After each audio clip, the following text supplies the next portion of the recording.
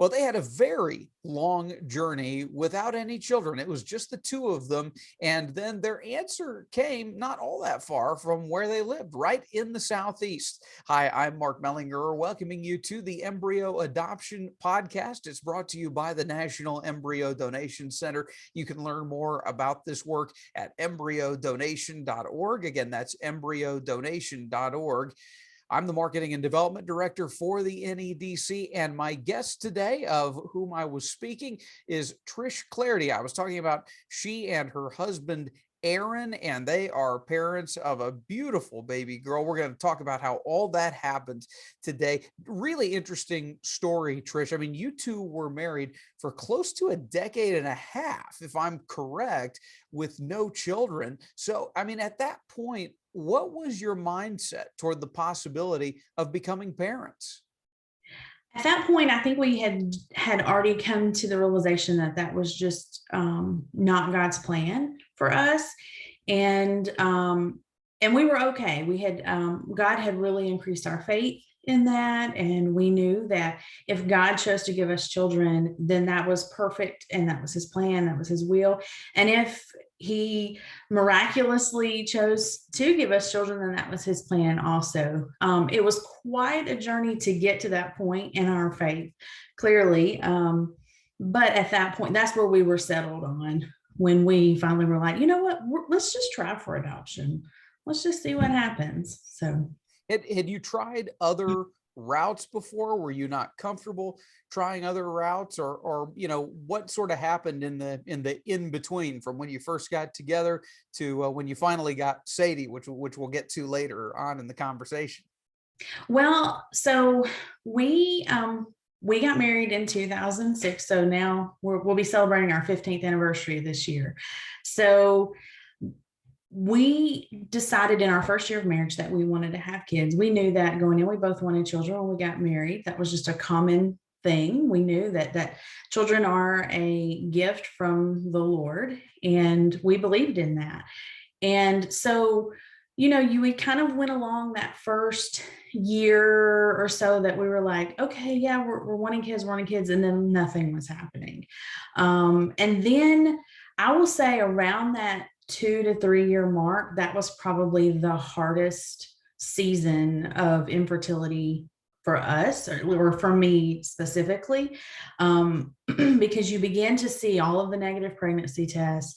You go to the doctor, you're getting diagnosis, and you're thinking, this is just not going to happen. And now we, for ourselves, we weren't comfortable going too far down the, I don't want to say rabbit hole, but too far down that trail of exhausting every infertility effort. That just wasn't for us. In fact, I will say that embryo adoption appealed to us greatly because we were not going down the IVF road, because we realized at that time some of the issues that were going on in the IVF circle were people were having so many they would harvest so many eggs, they would fertilize this great number of eggs, and then now we've got this 8, 10, 12 fertilized eggs, as we call them, embryos, which we call life.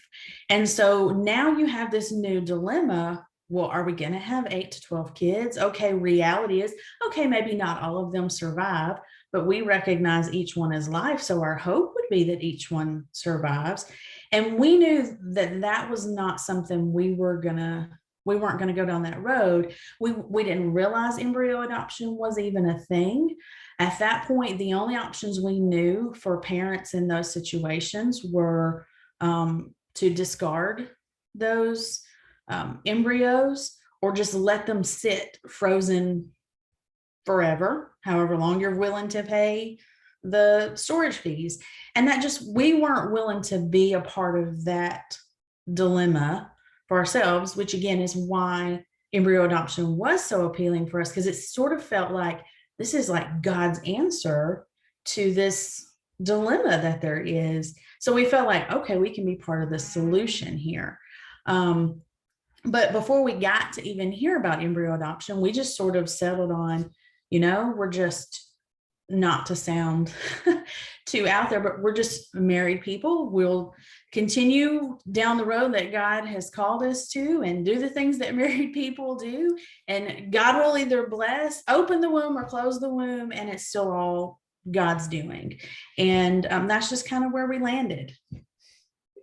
I'm sure it is difficult to get to that place. I've heard others say there are times when you've gone through infertility for so long, after it's been so many years of getting just the same answer, the one you didn't want, over and over.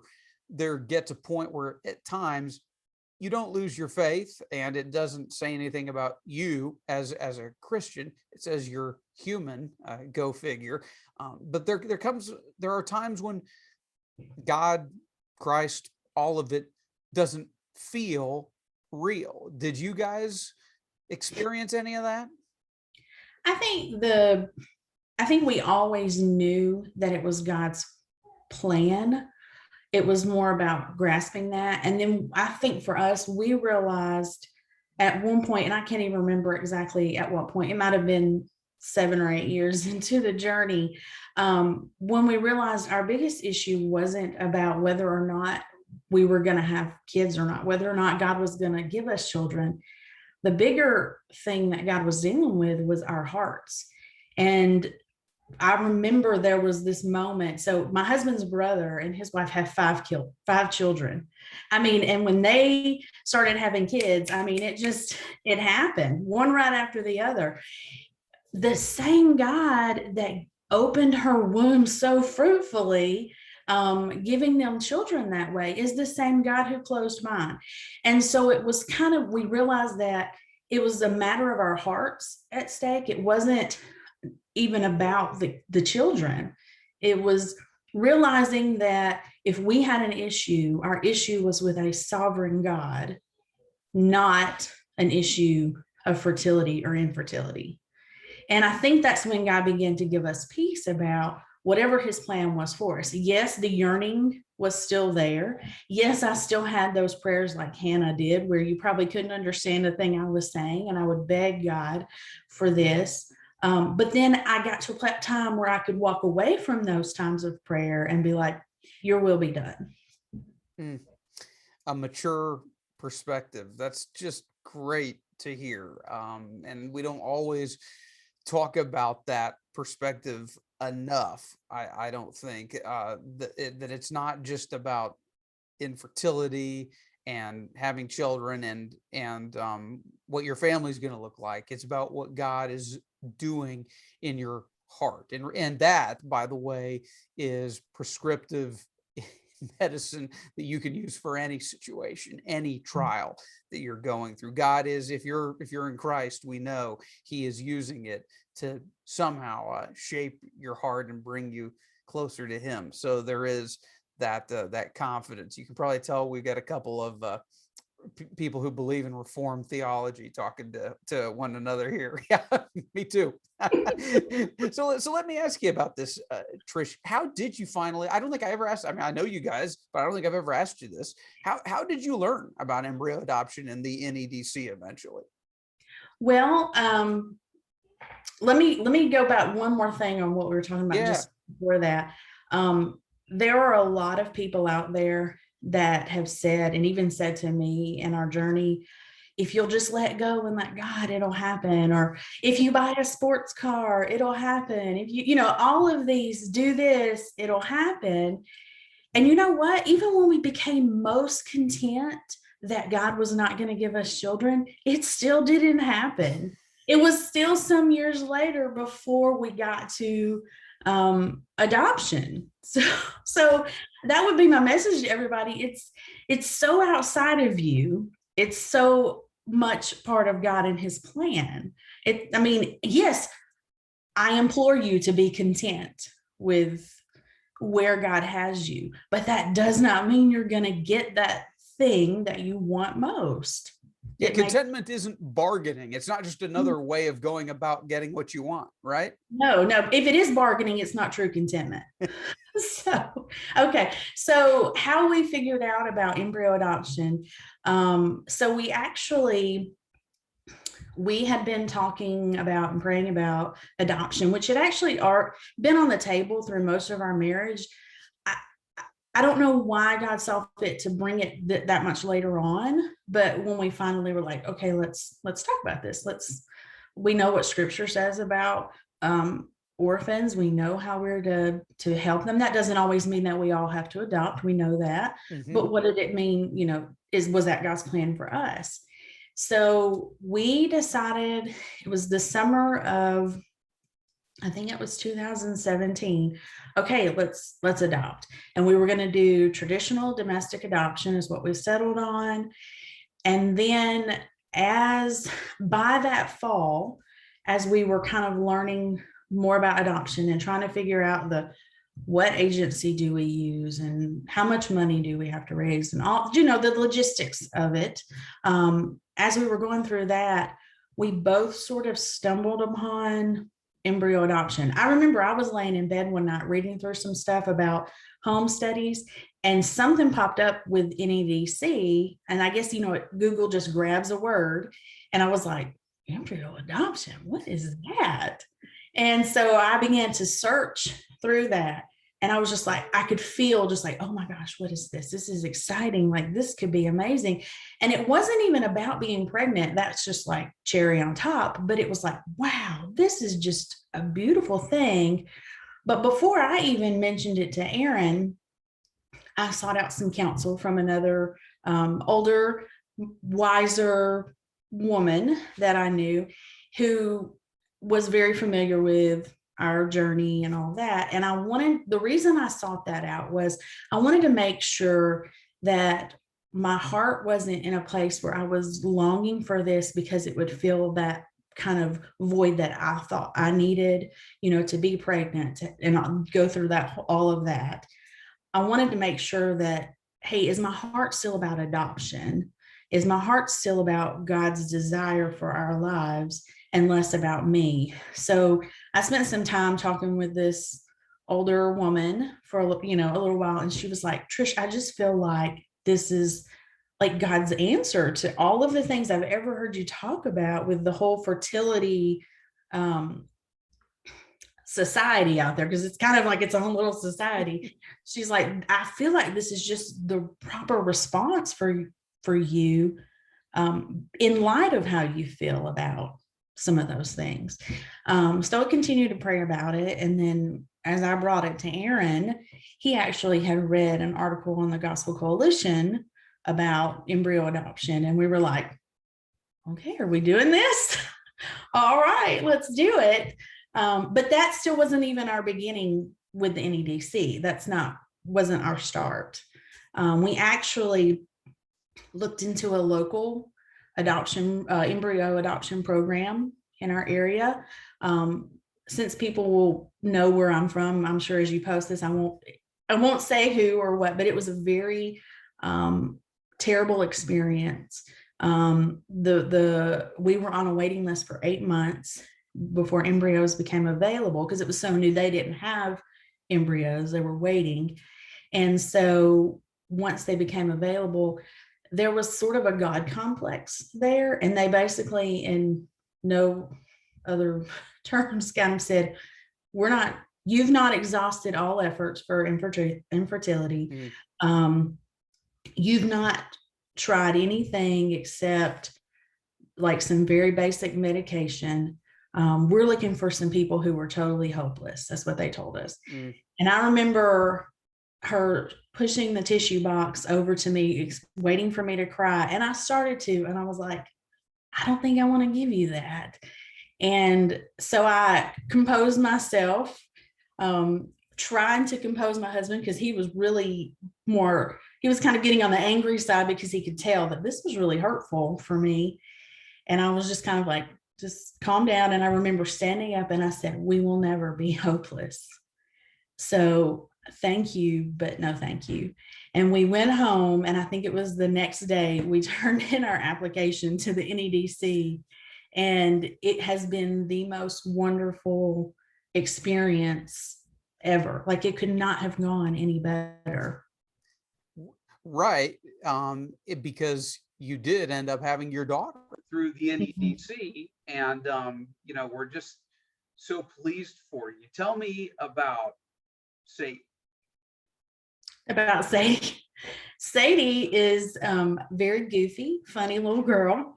When she goes to nursery at church, they love to see her come because she's just not the crier, and she kind of other kids.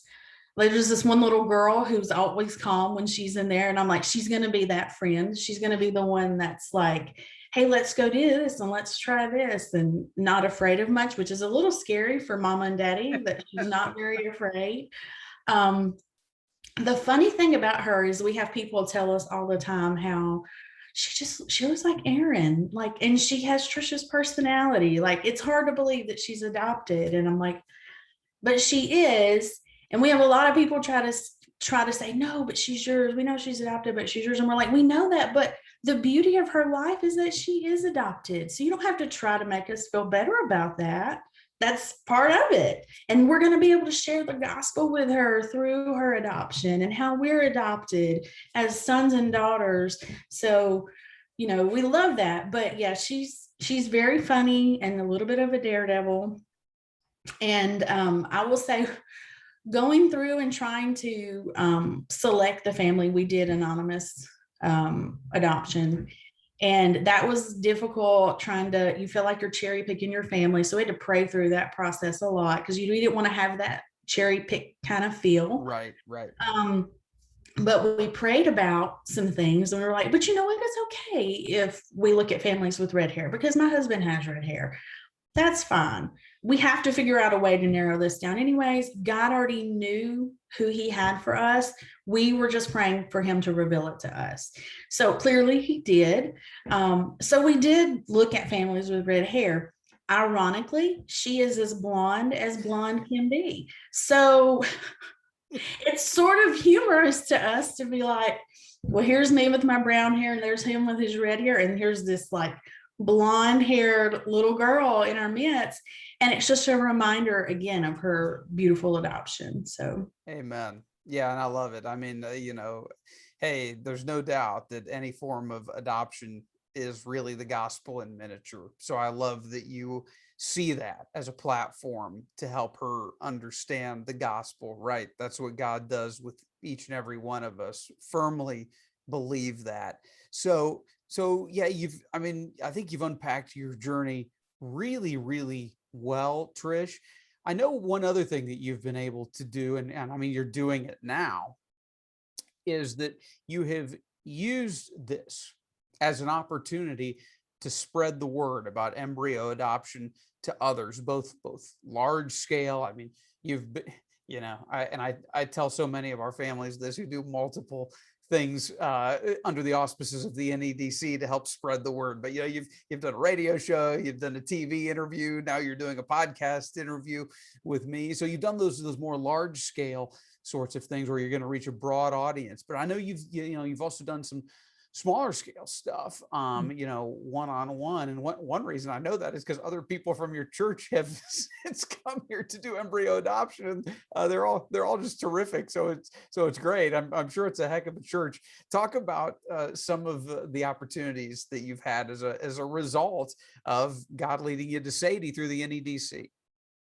well, any chance I get to talk about embryo adoption with anyone, I take it. In fact, sometimes Aaron's like, Trish, slow down. But I do, because I just find it's so beautiful. They're the tiniest little image bearers. I know you've used that term about these embryos many times. I've heard you say it. But they really are. And so I feel the need to advocate for them because they can't. So any opportunity that I get to do that, I want to be a voice because they don't have one. And I find that so many people don't know about embryo adoption. And then not even just that, but as you talk about embryo adoption, you really get to talk about the gospel, because you get to talk about, number one, how God is so loving that in the midst of a fallen world, that he still protects these little lives in the midst of man trying to intercede in creation, we know still God is the one that creates. So he is the author of their lives. And so now here they are. And we get to talk about just the goodness of God in all of that. So sometimes it's not even all about, I'm talking to a family that I think are potential adoptive families. Sometimes it's just, I want to tell them about how good God is, that he does this beautiful thing. He's so merciful. I mean, in our sin, he could choose to just destroy it all, but he doesn't. He preserves. And we see that. So, but in our church, there are actually a couple of families I'm sure you've met. I won't say their names. Right. I can't do that Give either. it away. But there are a couple of families who've already come and done their mock cycles, and they're getting ready to do their transfers. And there are a couple of other families we've talked to at our church that are intrigued, that they're on that kind of intrigue side. But the exciting thing in that for us too is, these children won't be that much younger than Sadie is. And so they're going to grow up together in our church. And we have a wonderful church. I mean, wonderful community there. And we want her to be so grounded there, and that to be the place where her friends are. So the fact that there will be other children that have been adopted into families like her, how wonderful that is. She's not going to be the oddball. No. Because she won't be alone, and those kids either. So they're going to have each other. Sadie's about 1.5 years, by the way. Mm-hmm. Yeah. I should say that. And before we go, I do have to ask you, I think she probably has the best, or had the best onesie as a newborn or relative newborn that I've ever seen. I'll never forget you when you guys sent us a picture of her with it was a barbecue themed shirt, and I believe it was I just spent 8 or 9 months in the pit. Mm-hmm. So I mean, I got to think that Aaron and you are huge barbecue fans, and she is going to grow up to absolutely love Alabama barbecue. Yes, she's actually eating barbecue right now for lunch with Aaron. But he was giving her a speech because it's not his barbecue. So I heard him before I walked in here. He said, "Now this is not good barbecue. This is not Daddy's."